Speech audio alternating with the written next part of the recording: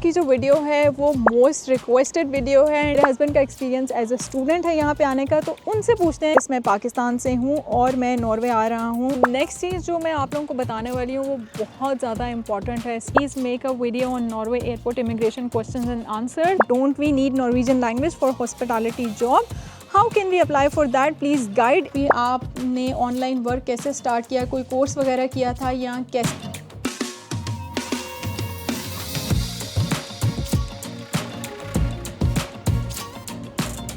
अस्सलाम वालेकुम and welcome back to my YouTube channel. I hope आप सब लोग ठीक ठाक होंगे, खैर खैरियत के साथ होंगे। तो जनाब, आज की जो वीडियो है वो मोस्ट रिक्वेस्टेड वीडियो है and as I promised you guys in the previous video जो कि थी हाउ आई अर्न मनी। अगर आप लोगों में से किसी ने वो वीडियो नहीं देखी तो मैं इसका लिंक डिस्क्रिप्शन में दे दूँगी। सबसे पहले जाके वो वीडियो देख लीजिए ताकि आपको पता चल जाए कि ये वीडियो जो है वो किससे लिंक्ड है। और सबसे पहले तो मैं आप लोगों को थैंक यू करना चाहूँगी जिन लोगों ने वो वीडियो देखी है और जिन्होंने उस वीडियो के कमेंट सेक्शन में क्वेश्चंस किए हैं। आप लोगों ने अपना वैल्यूएबल टाइम निकाला और मेरे से क्वेश्चन पूछा, so thank you so much. मैं इतना ज़्यादा एक्सपेक्ट नहीं कर रही थी आप लोगों का रिस्पांस, बट आप लोगों का रिस्पांस बहुत अच्छा था उस वीडियो में। उस वजह से ही जो है मैं ये वीडियो स्पेशली उन लोगों के लिए बना रही हूँ जिन्होंने कमेंट्स किए थे। तो आज की वीडियो में आप लोगों ने उस वीडियो के कमेंट सेक्शन में जितने भी क्वेश्चंस किए थे उन क्वेश्चंस को मैं केटर करने वाली हूँ, उनका आंसर करने वाली हूँ। सीरियसली इस वीडियो को बनाने से पहले जितने भी आपके क्वेश्चंस थे उनको मैंने कैटेगरी में जो है वो डिवाइड किया। उसके बाद हर कैटेगरी के जो क्वेश्चंस थे उन पे काफ़ी ज़्यादा रिसर्च की। कुछ जो है वो मेरे पास थोड़ा बहुत उसका नॉलेज था, कुछ जो है वो मैंने उसकी रिसर्च की और उसको मैंने सारा प्रिपेयर किया। तो ये कि इसमें टाइम जो है वो काफ़ी लगेगा। प्लस ये कि जैसे मैंने आप लोगों को अपनी रूटीन भी बताई थी कि मैं यहाँ पे 3 डिफरेंट जॉब्स करती हूँ। तो एक तो पार्ट टाइम जॉब है, फिर फ्रीलांसिंग और साथ में फिर यूट्यूब है, और उसके साथ जो घर की जॉब है उसका तो कोई जिक्र ही नहीं है क्योंकि घर के काम, बीइंग अ हाउसवाइफ, ये भी एक जॉब ही होती है आपकी। तो उसके साथ साथ वीडियो को मैनेज करना थोड़ा सा मुश्किल है, बट आई विल ट्राई कि मैं अच्छे तरीके से जो है वो हर चीज़ का डिटेल आंसर आप लोगों को दे सकूँ। इस वीडियो को प्रॉपर स्टार्ट करने से पहले जिन्होंने अभी तक मेरे चैनल को सब्सक्राइब नहीं किया, आई रिक्वेस्ट यू गाइस कि please do subscribe to my channel. Like कीजिए, शेयर कीजिए अपने फैमिली फ्रेंड्स के साथ। सो विदाउट फर्दर अडू चलते हैं अपने पहले क्वेश्चन की तरफ। पहले क्वेश्चन की तरफ ओके जी। तो ये जो क्वेश्चन है ये आया है इनकी तरफ से, आपको नाम भी नज़र आ रहा होगा, करण औजला ऑफिशियल 670 इनका यूज़र नेम है। ये कह रहे हैं अस्सलाम वालेकुम सिस, मैं पाकिस्तान से हूँ और मैं नॉर्वे आ रहा हूँ और मेरा कोई जानने वाला भी नहीं है उधर, तो आप प्लीज़ कुछ बता दें कैसे इजी रहेगा। फ़र्स्ट ऑफ़ ऑल तो I can totally understand your situation. जब भी आप किसी नए मुल्क में जा रहे होते हो वहाँ पे ऑफ कोर्स लैंग्वेज और होती है, कल्चर डिफरेंट होता है, उनकी वैल्यूज़ और होती हैं, नई जगह होती है, आपको नहीं पता कि वहाँ जाके कैसे सेटल होना है। तो स्टार्ट की जो सिचुएशन इनकी आई कैन टोटली अंडरस्टैंड। जब मैंने यहाँ पे आना था, हालांकि मेरे हस्बैंड पहले से यहाँ पे थे, बट स्टिल मेरी भी सिचुएशन कुछ ऐसी ही थी। तो इनके क्वेश्चन से जो मेरी जो अंडरस्टैंडिंग जो मुझे डेवलप हुई है वो ये है कि ये क्योंकि इन्होंने मैंशन किया है कि ये अकेले आ रहे हैं, तो मे बी ये वर्क वीज़ा पे आ रहे हैं, एज अ फार्मासिस्ट आ रहे हैं, या हो सकता है कि एज अ स्टूडेंट ही आ रहे हैं। क्योंकि अगर आप इमिग्रेशन पे आते हो, स्पाउस वीज़ा पे आते हो, तो वो थोड़ी सी आपको लीनियंसी मिल जाती है कि जो भी आपका स्पाउस होता है ऑलरेडी उसने कोई ना कोई अकोमोडेशन का बंदोबस्त किया होता है, तो उसमें इशू नहीं होता। तो सबसे पहली चीज़ तो ये है कि जब आप एज एन वर्क वीज़ा आ रहे हो, एज अ स्टूडेंट आ रहे हो, तो आपकी जो हाउसिंग है उसका बंदोबस्त हो जाना चाहिए। आप पाकिस्तान में रहते हुए अगर तो आप स्टूडेंट के तौर पे आ रहे हो यहाँ पे, तो उसमें थोड़ा सा इजी हो जाता है आपके लिए हाउसिंग लेना, क्योंकि जो स्टूडेंट हाउसिंग है उसका कॉन्ट्रैक्ट आपको मिल जाता है, ऑलरेडी आपके पास हाउसिंग होती है। बट वर्क वीज़ा पे अगर आप आ रहे हो, क्योंकि फार्मासिस्ट बहुत से आते हैं पाकिस्तान से, या फिर अगर आप एज अ फार्मासिस्ट आ रहे हो, तो उसके लिए ज़रूरी है कि आप अपनी जो हाउसिंग का बंदोबस्त है वो पहले से करके आएँ। उसका रीज़न मैं आपको बताती हूँ क्यों। क्योंकि जब आप यहाँ पे आते हो तो फर्स्ट और फॉरमोस्ट चीज़ जो आपकी होती है वो होती है आपकी पुलिस की अपॉइंटमेंट, जो कि आपने पहले से बुक करनी है, वो लाजमी है। क्योंकि अगर आप यहाँ पे आके अपॉइंटमेंट लोगे तो हो सकता है आपको इतनी जल्दी डेट ना मिलें, तो आपकी डॉक्यूमेंटेशन से रिलेटेड इश्यूज़ हो सकते हैं। तो पाकिस्तान में रहते हुए आपने कोई भी जो भी फिजिबल डेट आपको लगती है 1 महीना बाद की या 15 दिन बाद की, मतलब जिस डेट पे आप यहाँ पे लैंड करेंगे उसके बाद 15 दिन महीने के बाद, तो आप जो है वो अपनी पुलिस की अपॉइंटमेंट बुक कर लें। तो आप सोच रहे होंगे कि पुलिस अपॉइंटमेंट लेना यहाँ पे क्यों ज़रूरी है, तो आपको बताती चलूँ कि जितने भी लोग जो यूरोप के बाहर से आते हैं एज ए स्टूडेंट या वर्क परमिट में आते हैं, तो उनको जो है वो पुलिस अपॉइंटमेंट लेना बहुत ज़रूरी होती है, क्योंकि पुलिस का जो डिपार्टमेंट है वही आपको जो रेजिडेंट परमिट है वो इशू करता है। तो आपने ये करना होता है, for example as a student अगर आप आ रहे हैं तो आपने जितने भी अपने एजुकेशनल डॉक्यूमेंट्स या जो भी आपके आइडेंटिफिकेशन के जितने भी डॉक्यूमेंट्स हैं वो जो आपने एम्बेसी भिजवाए होते हैं, उनकी सबकी ओरिजिनल कॉपीज़, अपना पासपोर्ट और उनकी बाकी जो यूडीआई की जो चेकलिस्ट होती है उसमें जितनी भी डॉक्यूमेंट्स जो मेंशन होते हैं वो सारे के सारे डॉक्यूमेंट्स आपने लेके जाने होते हैं। वहाँ पे आपका जो भी पुलिस ऑफिसर है वो आपका एक छोटा सा इंटरव्यू करता है, उसमें कुछ उनका जो प्रोसेस होता है उससे रिलेटेड कुछ क्वेश्चंस होते हैं बेस्ड ऑन जिस भी वीज़ा पे आप जो है वो यहाँ पे आए हो। तो आप अपने डॉक्यूमेंट्स वगैरह सबमिट करवाते हो, उसके बाद जो है वो कुछ टाइम फ्रेम होता है, उसमें आपका जो रेजिडेंट कार्ड है वो आ जाता है। अब हाउसिंग कॉन्ट्रैक्ट क्यों ज़रूरी है आपके पास होना?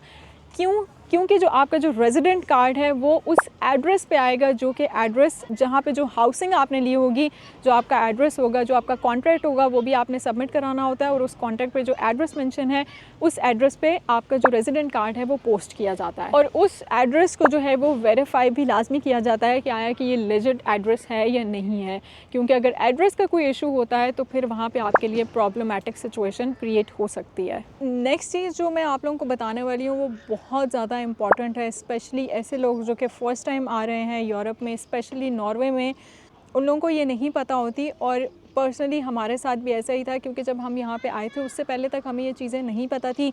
इवन जो मेरे हस्बैंड का कुछ फ्रेंड सर्कल है उन लोगों ने भी इस चीज़ से एग्री किया है कि उनको भी इस चीज़ का आइडिया नहीं था। बट यहाँ पे आने के बाद हमें ये जो नॉर्वे की कुछ स्ट्रिक्ट पॉलिसीज़ हैं इन चीज़ों के बारे में वो पता चली हैं। अच्छा, वो चीज़ें ये हैं कि अल्कोहल हो गई, टोबैको हो गया, और जो कैश है, ये तीन चीज़ें, इनकी एक लिमिटेड अमाउंट है जो कि आप लेके आ सकते हो, इससे ज़्यादा आप नहीं लेके आ सकते। टोबैको का आई गेस 500 सिगरेट्स अलाउड हैं, जो कि नहीं I guess 200 cigarettes, I think 200 cigarettes 100 cigarettes I think around 5 packs बनते हैं, मुझे अब उसका पता नहीं है, लेकिन जो दोस्तों ने बताया वो यही कि 5 पैक्स। तो 5 पैक्स जो हैं वो सिगरेट्स के, अगर कोई ऐसा है जो कि स्मोकिंग करता है वो अपने साथ लेके आना चाहता है, तो ऐसा नहीं कि आप जो है वो सूटकेस भर के ले जाओ, क्योंकि यहाँ पे ऑफ कोर्स ये चीज़ बहुत ज़्यादा एक्सपेंसिव है, आप इसको जो है अफोर्ड नहीं कर सकते। यहाँ पे बहुत महंगे हैं सिगरेट्स, वो इस वजह से ताकि लोग जो हैं वो इनको कंज्यूम ना करें या कम से कम करें। तो 5 पैक्स जो हैं इससे ज़्यादा आप सिगरेट के नहीं लेके आ सकते। इसके अलावा जो अल्कोहल है वो ऑफ़ कोर्स अगर आप पाकिस्तान से आ रहे हो या एज़ अ मुस्लिम तो आप नहीं लेके आओगे, या फिर जो आउटसाइड ऑफ पाकिस्तान या पीपल ऑफ अदर फेथ अगर वो अल्कोहल लेके आ रहे हैं तो पर पर्सन उसकी भी एक स्पेसिफ़िक अमाउंट है, उससे ज़्यादा आप नहीं लेके आ सकते, जो कि मैं यहाँ पे मेंशन भी कर दूँगी। और थर्ड जो चीज़ है वो है कैश, क्योंकि जब आप पाकिस्तान से आ रहे हो तो आप सोचते हो कि चलो मैं ढेर सारा कैश रख लेता हूँ, वहाँ पे जाके मैं इसको यूज़ कर लूँगा, इन केस अगर मुझे जॉब नहीं मिलती तो मैं यहाँ से कैश साथ लेके चला जाता हूँ। तो आपको ये बता दूँ कि आप 25,000 क्रोनर से ज़्यादा जो कैश है कि इक्वलेंट, चाहे आप यूरोज़ में लेके आ रहे हो, डॉलर्स में लेके आ रहे हो या किसी भी करेंसी की फॉर्म में लेके आ रहे हो आप, बट 25,000 क्रोनर्स के इक्वलेंट ही उसकी वैल्यू होनी चाहिए, और ये डॉलर्स में आई थिंक बनते हैं $2200। तो ये तीन चीज़ें जो है वो मैंने सोचा कि मैं आप लोगों के साथ लाजमी शेयर करूं, क्योंकि बहुत सारे ऐसे लोग होते हैं जिनको इस चीज़ का नहीं पता होता। तो अगर आप इन तीनों चीज़ों में से किसी की एक्सेसिव अमाउंट लेके आते हो तो यहाँ पे एयरपोर्ट पे जो कस्टम है उनमें आपके लिए प्रॉब्लम जो है वो क्रिएट हो सकती है, तो वहाँ पे आपके लिए इशू हो सकता है। अभी जो है वो इस क्वेश्चन के कंक्लूजन की तरफ चलते हैं। कंक्लूजन करते हुए मैं आपको सबसे पहले तो बेस्ट ऑफ लक कहूँगी कि आपकी जो यहाँ पर जर्नी है, आपकी वो जर्नी स्मूथ रहे, आपको कोई इश्यूज़ ना हो। प्लस ये कि आप यहाँ पे आने से पहले फ़ेसबुक पे बहुत सारे ऐसे ग्रुप्स हैं जैसे कि पाकिस्तानी इन ऑस्लो, पाकिस्तानीज़ इन नॉर्वे, जिस भी सिटी में आप आ रहे हैं फ़ेसबुक पे आप उन ग्रुप्स को ज्वाइन कर लीजिए। आपको कोई भी इशू हो किसी भी रिलेटेड तो आप वहाँ पे जो है वो पोस्ट कर सकते हैं, क्वेश्चन पूछ सकते हैं, तो वहाँ पे बहुत सारे लोग मिल जाएंगे आपको जो कि आपकी हेल्प करेंगे। तो आई थिंक मैंने कोशिश की कि जितना हो सके मैं आपको, क्योंकि आप जैसे न्यूली यहाँ पे आ रहे हैं तो जो बहुत इंपॉर्टेंट चीज़ें हैं अभी, क्योंकि बहुत कुछ है आप लोगों के साथ शेयर करने के लिए, जो कि मेरे पास बहुत से क्वेश्चंस हैं, मैं उनमें मैं मज़ीद डिटेल में ये चीज़ शेयर करूँगी। तो मुझे जो लगा था जो सबसे ज़्यादा इंपॉर्टेंट एस्पेक्ट्स हो सकते हैं इनके केस में वो मैंने यहाँ पर मैंशन कर दिए हैं। सो अब चलते हैं नेक्स्ट क्वेश्चन की तरफ। जो क्वेश्चन है वो है जवाद शाहिद की तरफ से, और ये कह रहे हैं please make a video on Norway airport immigration questions and answers and family immigration visa for newcomers. I think that is a very interesting and important question. So इन्होंने जो है वो मेरी काफ़ी वीडियोज़ में जो है वो यही सेम क्वेश्चन पूछा है। तो मैंने सोचा कि इनके क्वेश्चन को जो है वो लाजमी आंसर किया जाए। अभी आई डोंट नो कि ये जो है, क्योंकि मैं थोड़ा सा कंफ्यूज हूँ, उन्होंने बहुत ही जेनेरिक सा लिखा है कि airport immigration question and answers. So मैंने इनसे एक दफ़ा पूछा भी था कि आप मुझे थोड़ा सा एलैबोरेट कर दें, बट आई थिंक इन्होंने वो नहीं देखा होगा। लेकिन जो मैं इस चीज़ से समझी हूँ कि इनकी क्या अंडरस्टैंडिंग थी इस क्वेश्चन को पूछने के पीछे, वो मैं थोड़ा सा एक्सप्लेन कर देती हूँ अपने पर्सनल एक्सपीरियंस के थ्रू। कि जब मैं फ़र्स्ट टाइम यहाँ पे आई थी, क्योंकि मैं स्पाउस वीज़ा पे आई थी, तो फ़र्स्ट टाइम जब मैं यहाँ पे लैंड हुई थी उस टाइम मेरे से क्या क्वेश्चंस किए गए, क्या प्रोसेस था वो। तो सबसे पहले तो आप लोग थोड़ा सा चिल करें क्योंकि नॉर्मली जैसे हमने देखा है कि यूएस के जो इमिग्रेशन क्वेश्चन आंसर्स होते हैं वो बहुत ज़्यादा टफ़ होते हैं। उसकी एक बहुत ज़्यादा हाइप भी क्रिएट हुई हुई है कि वहाँ पे अगर कोई इशू हो जाता है, आप किसी क्वेश्चन के आंसर में फंस जाते हो, या अगर वो कोई भी सस्पिशियस एक्टिविटी उनको फ़ील होती है आपकी बॉडी लैंग्वेज में किसी भी तरह की, तो आपको वहाँ पे रिजेक्ट कर सकते हैं। तो नॉर्वे में ऐसा कुछ भी नहीं है। नॉर्वे में इमिग्रेशन का जो प्रोसेस है, जो क्वेश्चन आंसर्स होते हैं, वो इट्स लाइक बटर, जैसे कि बटर बहुत ज़्यादा स्मूथ होता है, तो बिल्कुल इसी तरह इनका जो प्रोसेस है वो बहुत ज़्यादा स्मूथ होता है। तो मेरा जो पर्सनल एक्सपीरियंस था, जब मैं यहाँ पे फ़र्स्ट टाइम लैंड हुई थी, तो मैंने अपने हाथ में फ़ाइल रखी हुई थी जिसमें मैंने अपने सारे डॉक्यूमेंट्स, ओरिजिनल भी प्लस उनकी कॉपीज़ भी, पासपोर्ट, पाकिस्तान का इवन आईडी कार्ड, वो भी मैं साथ लेके आ गई थी। मतलब ऐसा भी होना चाहिए कि आप जितने डॉक्यूमेंट्स हो सकता है आप अपने पास रखें, क्योंकि किसी भी पॉइंट पे आपको कोई भी चीज़ ज़रूरत पड़ सकती है। क्योंकि मैं स्पाउस वीज़ा पे आई थी, तो मैंने अपना बर्थ सर्टिफिकेट, जो कि नादरा से निकलता है, हमारे पास नॉर्मली बे फॉर्म्स होते हैं, तो आपने वो बे फॉर्म नहीं रखना, आपका ओरिजिनल जो नादरा का जो बे फॉर्म है, बर्थ सर्टिफिकेट है, वो अपने पास रखना है। इसके अलावा मेरे पास अपने आइडेंटिटी के डॉक्यूमेंट्स थे, मेरे पास अपनी एजुकेशनल डिग्रीज़ थी, और इसके अलावा जो भी यूडीआई की चेकलिस्ट थी, ईच एंड एवरीथिंग मैंने अपने पास रखी हुई थी। और जब मैं वहाँ पे पहुँची, इमिग्रेशन ऑफिसर ने मुझे बुलाया, तो मैंने उनको फ़ाइल जो है वो हैंडओवर कर दी, और उन्होंने जो है मेरे डॉक्यूमेंट सारे निकाल के देखे। सबसे पहले तो मेरा पासपोर्ट उन्होंने लिया, और अपनी जो भी उनका स्कैनर होता है उसमें उन्होंने अच्छी तरीके से स्कैन किया, मेरे फेस को देख के प्रॉपर, जो भी जिस तरीके से भी उनके जो भी रूल्स होते हैं। और मेरे से जो उन्होंने क्वेश्चंस किए थे, वो सबसे पहले तो उन्होंने मुझसे ये क्वेश्चन किया था कि आपका फ़र्स्ट टाइम अराइवल है यहाँ पे। मैंने कहा जी बिल्कुल फ़र्स्ट टाइम है। और उन्होंने मुझसे पूछा कि आपका जो वीज़ा टाइप है वो कौन सी है, आप इमिग्रेशन पे आई हैं किस तरह से आई। मैंने उनको बताया कि जी मैं स्पाउस वीज़ा पे आई हूँ, फैमिली इमिग्रेशन पे आई हूँ। एंड थर्ड चीज़ जो उन्होंने मुझसे पूछी थी, वो ये पूछा था कि आपके जो आप जिन पे डिपेंडेंट हैं, आपके डिपेंडेंट कौन है, उनका नाम। मैंने अपने हस्बैंड का नाम बताया। उन्होंने मुझसे पूछा कि आपके हस्बैंड जो हैं वो यहाँ पे क्या करते हैं। मैंने वो बताया कि he is a student here, उस टाइम पे क्योंकि वो स्टूडेंट थे। दैन उन्होंने मुझसे पूछा कि उनकी रेजिडेंस कहाँ पे है। मैंने बोला कि उनकी रेजिडेंस नॉर्वे ऑस्लो में है। तो बस यही कोई 2-4 कॉमन सी चीज़ें थी जो उन्होंने मुझसे पूछी थी। एंड देन उन्होंने डॉक्यूमेंट्स वगैरह चेक किए, और उन्होंने मुझे हैंड ओवर कर दिए दोबारा से डॉक्यूमेंट। एंड देन उन्होंने मुझे कहा कि you are good to go. And I was also surprised कि इट हार्डली टुक 5 मिनट्स, 5 भी शायद मैं ज़्यादा ही बता रही हूँ, 2 से 3 मिनट में ही हो गया था सब कुछ। तो मैं खुद भी बहुत ज़्यादा सरप्राइज़ हो गई थी कि नॉर्मली, क्योंकि मैं बहुत डरी हुई थी कि क्वेश्चन आंसर्स पता नहीं मुझसे क्या इंटरव्यू लेंगे, क्या करेंगे, लेकिन ऐसा कुछ भी नहीं हुआ। तो आप लोग भी जो है वो इस चीज़ की टेंशन मत लें। एटलीस्ट उस टाइम पे तो ऐसा ही था, अभी का मैं कुछ कह नहीं सकती, क्योंकि जब मैं आई थी तो वो कोविड के बिल्कुल बाद का टाइम था, तो उस टाइम पे तो इस तरह का सीन था। तो ये तो थे जो कि मुझसे क्वेश्चंस हुए थे। अभी ये कि क्योंकि मेरे हस्बैंड का एक्सपीरियंस एज अ स्टूडेंट है यहाँ पे आने का, तो उनसे पूछते हैं कि उनका जो इमिग्रेशन प्रोसेस था फ़र्स्ट टाइम अराइवल के बाद, वो कैसा रहा। तो आर यू रेडी? लो जी, अस्सलाम वालेकुम, क्या हाल चाल है? आपका जो एक्सपीरियंस है वो एज अ स्टूडेंट था यहाँ पे आने का, तो आपसे ऑफ कोर्स जो कि इमिग्रेशन ऑफिसर ने आपसे एज अ स्टूडेंट ही क्वेश्चंस किए होंगे। तो आपसे जो उन्होंने डॉक्यूमेंट्स वगैरह लिए थे, उसके बाद उन्होंने आपसे क्या क्वेश्चंस किए थे जेनेरिक, अगर आपको याद हो तो? हाँ, मुझे बिल्कुल अच्छे से याद है। ये टॉपिक मेरे लिए भी काफ़ी ज़्यादा स्ट्रेसफुल था। मुझे भी था कि यार काफ़ी ज़्यादा क्वेश्चन करेंगे। ऑल्दो मतलब मैं एक लेजिट तरीके से आ रहा था, और each and everything was clear as a crystal, but still बंदे को एक डर होता है। तो फर्स्ट एंड फॉरमोस्ट, अगर आपने कोई हैंकी फैंकी नहीं की हुई, तो आपको किसी भी चीज़ से डरने की ज़रूरत नहीं है। मैं एज अ स्टूडेंट आया था, उन्होंने मेरे से पूछा कि आप यहाँ पर फ़र्स्ट टाइम, जैसे कि आपने बताया कि फ़र्स्ट टाइम अराइवल, मैंने कहा हाँ जी फ़र्स्ट टाइम अराइवल। उन्होंने कहा आप यहाँ पर किस बेस पर आ रहे हो, मैंने कहा जी मैं यहाँ पर एज अ स्टूडेंट आ रहा हूँ। उन्होंने पूछा किस यूनिवर्सिटी में आ रहे हो, मैंने यूनिवर्सिटी का बताया। फिर एक चीज़ है कि वो काफ़ी पोलाइट तरीके से आपसे बात करते हैं, तो it feels like they are having a conversation rather than they are asking any questions. तो वो मतलब आपसे पूछते हैं कि आप यूनिवर्सिटी में आ रहे हो, कौन सी यूनिवर्सिटी है, क्या पढ़ोगे वहाँ पे जाके। अच्छा कोंग्सबर्ग आए हो, कोंग्सबर्ग में आपने अपनी अकोमोडेशन आपने ले ली है।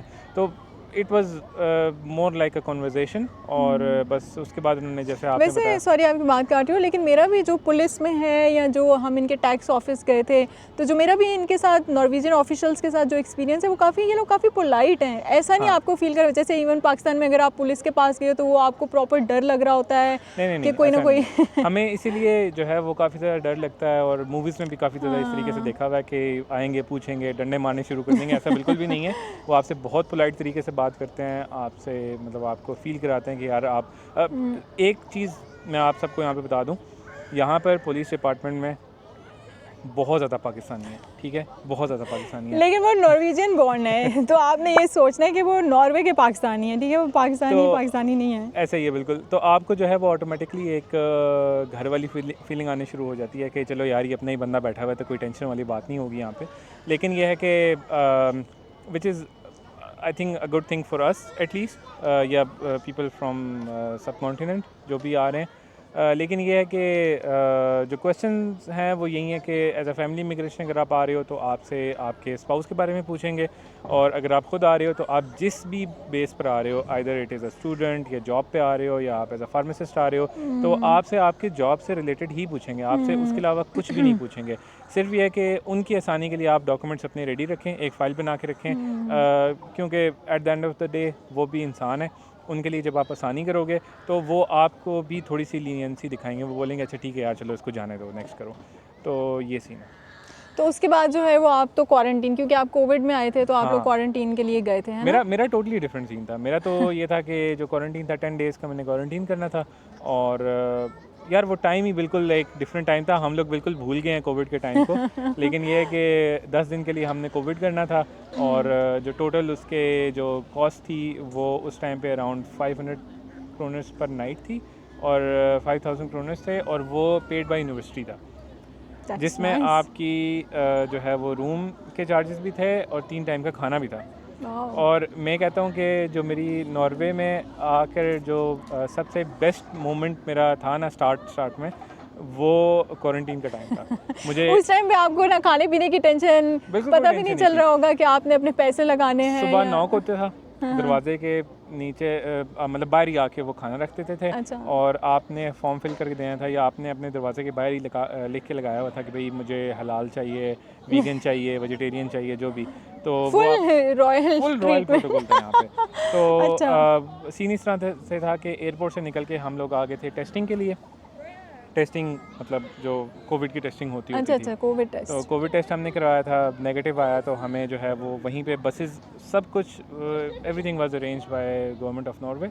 तो उन्होंने हमें बसेस वगैरह में बिठा कर अपने अपने डेजिग्नेटेड जो क्वारंटीन होटल्स है वहाँ पे लेके गए थे, और वहाँ पे हमारे लिए पहले से रूम रेडी थे। और रूम कोई छोटे रूम नहीं थे, देवर लाइक प्रॉपर। अभी हम जैसे स्वीडन वगैरह गए थे, वहाँ पे जो डबल बेड वाले मतलब जो थे ना रूम, उस तरीके से बड़े वाले रूम थे जो normally they cost around I think $200 पर नाइट। तो वो आपको मतलब उन्होंने पहले से अरेंज करके रखे हुए थे।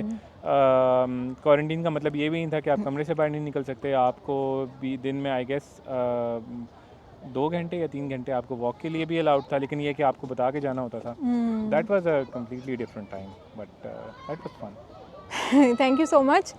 सो आई होप कि आपका जो क्वेश्चन है उसका आंसर हमने अच्छे से दिया होगा, बट इन केस अगर आपकी कोई और इंटेंशन थी, आपने क्वेश्चन में कुछ और पूछना चाह रहे थे, तो आप ऐड कर सकते हैं। मैं उसको जो फ्यूचर में जो वीडियो बनाऊंगी उसमें मैं ज़रूर उसको जो है आंसर कर दूंगी। तो जो नेक्स्ट क्वेश्चन है वो है फ्रॉम खदीजा यासिर, और ये कह रही हैं कि आप अपनी वीडियोज़ जो हैं वो किस ऐप से एडिट करती हैं और थंबनेल किस ऐप से बनाती हैं। तो बिल्कुल मैं आप लोगों को बता देती हूँ कि वीडियो जो है यूट्यूब की जो वीडियो है उसको एडिट करने के लिए मैं यूज़ करती हूँ कैपकट फॉर पीसी, और जो मैं थंबनेल है वो मैं बनाती हूँ कैनवा ऐप से, क्योंकि ये मोस्ट कॉमनली यूज्ड ऐप्स हैं for creating thumbnails and for editing videos. So CapCut for editing videos and Canva for creating thumbnails. So the next question is from Anam Malik, और ये कह रही हैं don't we need Norwegian language for hospitality job? How can we apply for that? Please guide. Is there any job we can do without Norsk Prove exam? So सबसे पहले तो मैं बता दूँ कि Norsk Prove कहते हैं जो लैंग्वेज का एग्ज़ाम है उसको डिपेंड करता है कि आप किस सिटी में आ रहे हो। फॉर एग्ज़ाम्पल अगर आप ओस्लो जैसे बड़े सिटी में आ रहे हो जो कि मल्टी एथनिक सिटी है, उसमें अगर आप आ रहे हो तो यहाँ पे आप लोगों के लिए काफ़ी अपॉर्चुनिटीज़ हो सकती हैं। इवन अगर आप जो है वो बेसिक नॉर्वेजियन भी बोलते हो, क्योंकि जो बेसिक ग्रीटिंग्स होती हैं तो आप नॉर्वेजियन में कर ही लेते हो, और अगर आप इंग्लिश बोलते हो तो आपके पास यहाँ पे अपॉर्चुनिटीज़ हो सकती हैं। बट इन केस अगर आप किसी छोटे सिटी में आते हो, जैसे कि कोंग्सबर्ग जिसमें मैं आपको लेके भी गई थी, जो कि हस्बैंड की ग्रेजुएशन वाला ब्लॉग है उसमें, तो वो क्योंकि हैवी स्टूडेंट टाउन है, वहाँ पे वैसे अपॉर्चुनिटीज़ कम है स्टूडेंट्स के लिए, प्लस ये कि आई थिंक 25,000 के अराउंड उनकी जो पॉपुलेशन साइज़ है वो है, तो वो काफ़ी छोटा सिटी है। कैफेटेरियाज़ वगैरह वहाँ पे कम है, हॉस्पिटैलिटी जॉब की जो अपॉर्चुनिटीज़ हैं वो भी काफ़ी कम है। तो वहाँ पे जो है वो क्योंकि उनके जो लोकल्स हैं वो नॉर्वेजियन ही बोलना प्रेफर करते हैं, वहाँ पे अगर आपको लैंग्वेज आती है तो आपके लिए प्लस हो सकता है। बट अगर आप ओस्लो में आते हो तो यहाँ पे आपके पास जो है, क्योंकि ये बड़ा सिटी है, यहाँ पे कैफ़ेज़ रेस्टोरेंट बहुत ज़्यादा हैं, तो यहाँ पे जो अपॉर्चुनिटी है वो ज़्यादा होती है आपके पास। प्लस ये कि यहाँ पे हमारी जो पाकिस्तानी और इंडियन कम्युनिटी है वो बहुत ज़्यादा है, तो ये भी पॉसिबिलिटी हो सकती है कि अगर आपको इंग्लिश आती है या आप अपनी जो नेटिव लैंग्वेज है उसमें भी आपको जॉब मिल सकती है। और अगर आपको इंग्लिश आती है थोड़ी बहुत स्टार्ट की, बिल्कुल नॉर्वेजियन जो ग्रीटिंग्स हैं वो अगर आप कर लेते हो तो आपको यहाँ पे क्लीनिंग में जो है वो आपको जॉब मिल सकती है पार्ट टाइम। आपको आप एज अ रनर जो है किसी रेस्टोरेंट में आपको जॉब मिल सकती है, किचन हेल्पर के तौर पे आपको जॉब मिल सकती है। तो यहाँ पे आपकी अपॉर्चुनिटीज़ ज़्यादा हैं। बट ऑफ कोर्स अगर आपको लैंग्वेज आती है तो इट्स अ प्लस, क्योंकि अगर आप लैंग्वेज आके यहाँ पे कर लेते हो तो आपके लिए मज़ीद अपॉर्चुनिटीज़, जो यहाँ के लोकल जो ग्रॉसरी स्टोर्स हैं, आपको यहाँ पे भी जॉब मिल सकती है, क्योंकि नॉर्वेजियंस जो है प्रेफर करते हैं जिसको लैंग्वेज आती है। तो मैं आपको यही रिकमेंड करूँगी कि जैसे ही आप नॉर्वे लैंड हो, फर्स्ट एंड फॉरमोस्ट थिंग जो आप अपने माइंड में रखें वो ये है कि आपने लैंग्वेज करनी है किसी तरीके से जल्द अज जल्द। सो कोंग्सबर्ग की मैं बात करी थी कि अगर आप किसी छोटे सिटी में जाते हैं तो वहाँ पे पार्ट टाइम जॉब की जो अपॉर्चुनिटी है, स्पेसिफिकली अगर आपको नॉर्वेजियन नहीं आती तो वो कम होती हैं।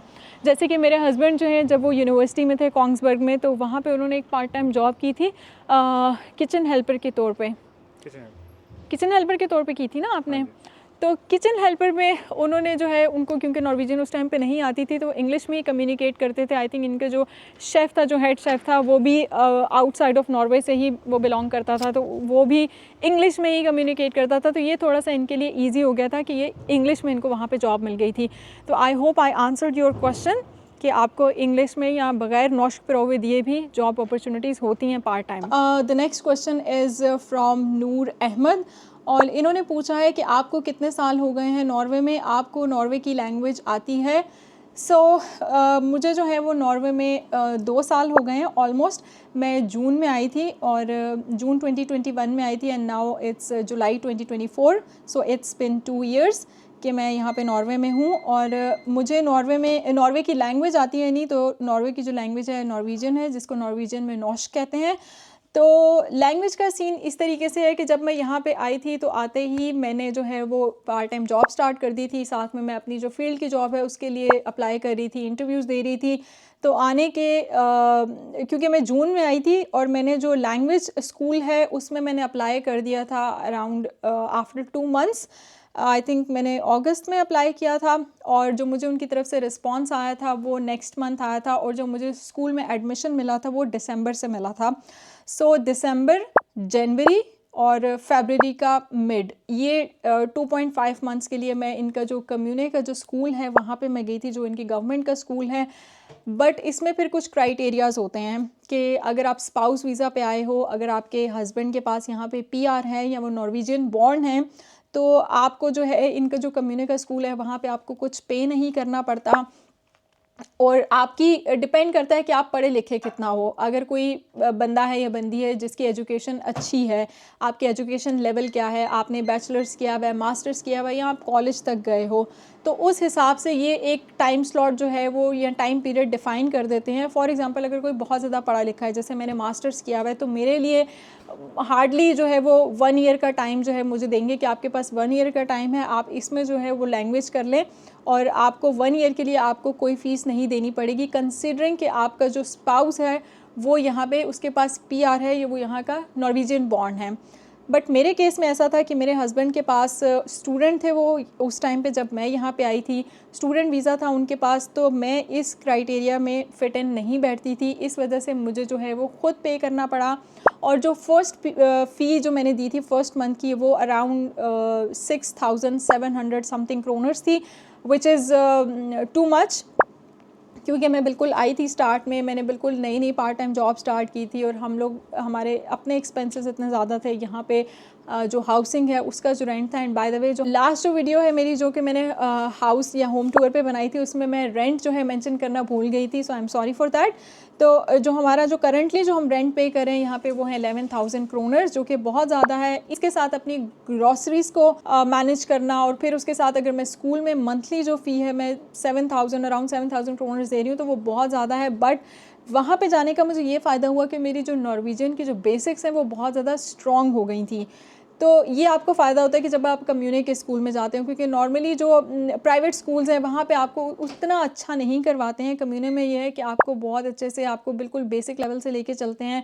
तो वहाँ पे मेरी जो नॉर्वेजियन की बेसिक्स हैं वो बहुत अच्छी हो गई थी। तो मैं 2.5 मंथ्स के लिए वहाँ पे गई थी, क्योंकि फिर मुझे एहसास हुआ कि नहीं यार ये मेरे लिए बहुत ज़्यादा कॉस्टली होता जा रहा है इसको मैनेज करना बाकी एक्सपेंसेस के साथ। सो देन आई डिसाइडेड कि मैं अभी फ़िलहाल इसको स्टॉप करती हूँ। नॉर्वेजियन जो है उसका मैंने A2 का मैंने एग्ज़ाम दिया हुआ है, A2 जो है वो मैंने क्लियर कर लिया है, और B1 का मैंने कोर्स जो है वो पढ़ लिया है, बट अभी तक मैंने उसका एग्ज़ाम नहीं दिया, मैंने उसकी प्रेपरेशन नहीं की। सो आई विल ट्राई कि मैं दोबारा से एंगेज करूँ खुद को लैंग्वेज में, B1 की प्रेपरेशन करके उसका एग्ज़ाम दे दूँ, जिसको नॉशप्रोवे कहते हैं, वो दे दूँ। तो फिलहाल ये फ्यूचर का मेरा प्लान है लैंग्वेज से related. So I hope I answered your question. तो जो नेक्स्ट क्वेश्चन है ये कह रहे हैं कि आपने ऑनलाइन वर्क कैसे स्टार्ट किया, कोई कोर्स वगैरह किया था या कैसे किया, प्लीज़ गाइड कर दें।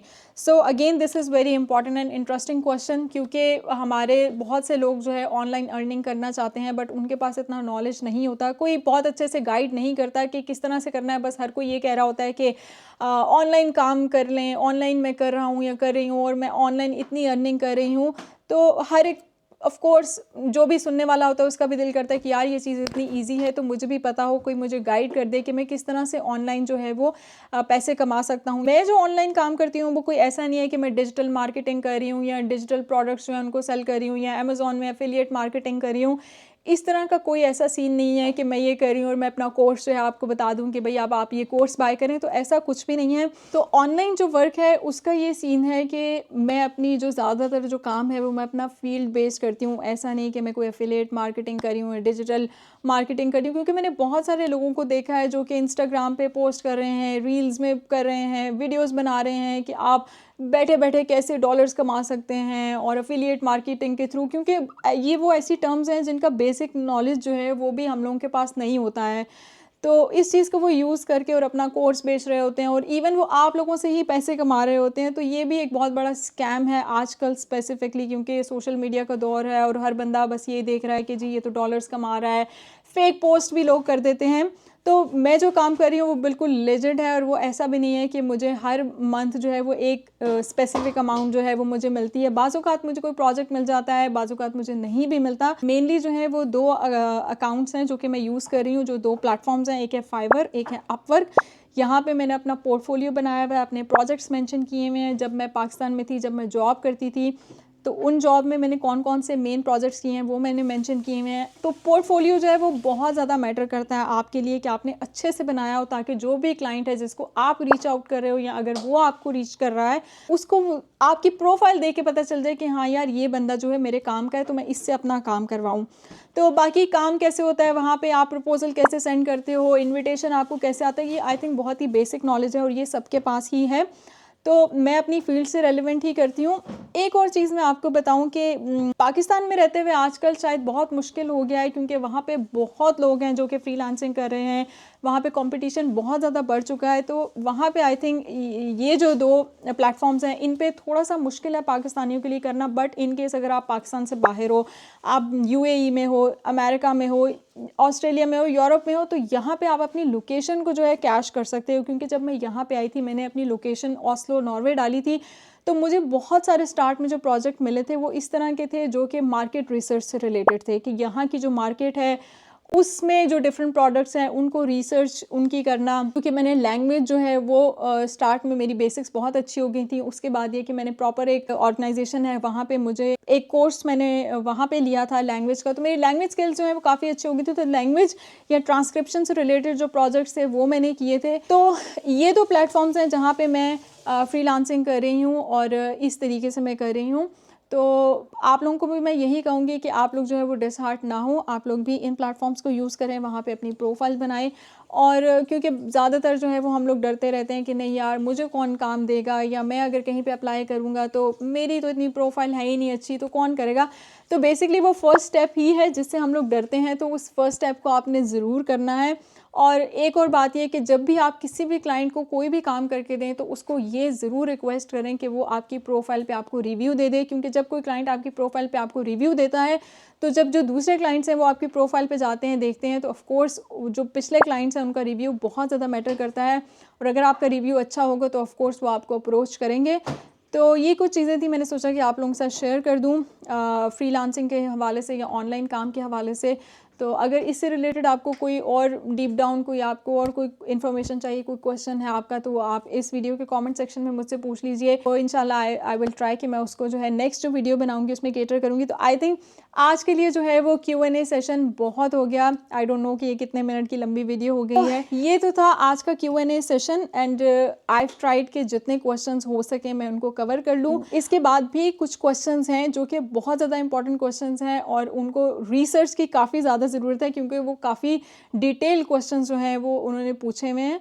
तो आई विल ट्राई कि शिफ्टिंग से या मूव आउट होने से पहले पहले जो है मैं उस वीडियो को भी कंप्लीट करके जो है अपलोड कर दूं।